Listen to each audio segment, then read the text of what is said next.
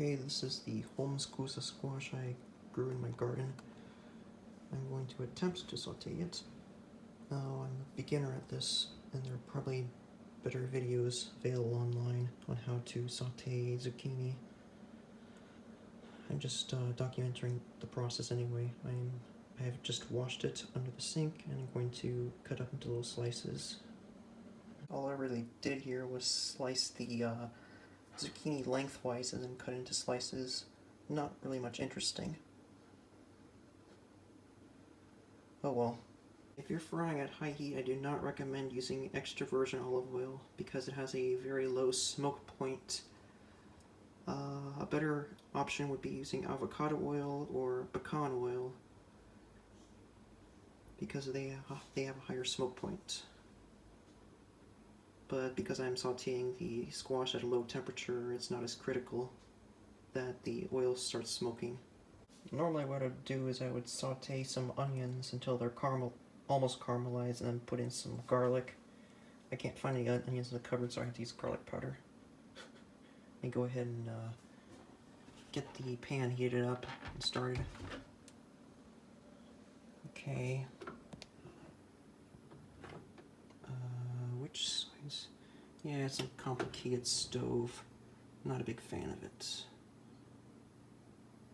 Okay.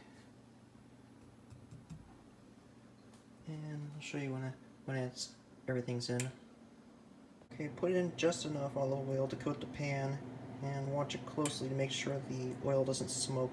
Olive oil has a very low smoke point, as I mentioned earlier.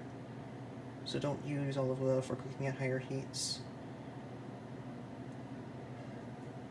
Add in the ingredients after putting in the zucchini. Okay, now because the oil is at risk of smoking, I'm going to go ahead and put the zucchini in and start.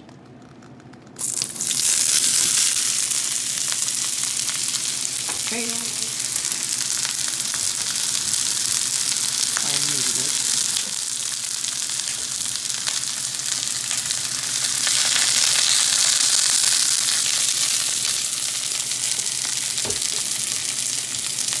Very little garlic powder.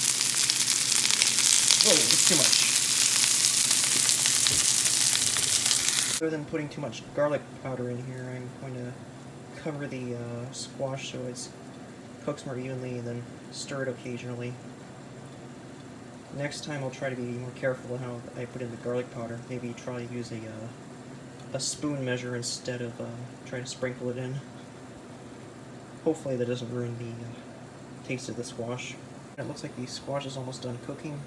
I will serve it and attempt to taste it. Hopefully it doesn't have too much garlic. Sorry I keep saying that. Well, just have to learn by making mistakes sometimes. Did some reading. Apparently you can counteract the garlic by adding extra basil to it and oregano. Hopefully this works. Here's the finished product. I'll let you know how it tastes. Hopefully it doesn't have too much garlic and the basil and other herbs have counteracted the pungency. It doesn't taste too bad, but I'll probably use a lot less garlic next time. Keep in mind that many old recipes don't give measurements, and it was up to the chef's discretion to use the amounts for the ingredients listed. So, often at times things like that could happen where you would end up putting too much of an ingredient in and have to balance it out with other things. Well, learned a bit from the experience. If you like watching this, you can go ahead and subscribe. I apologize for the poor editing, and signing out.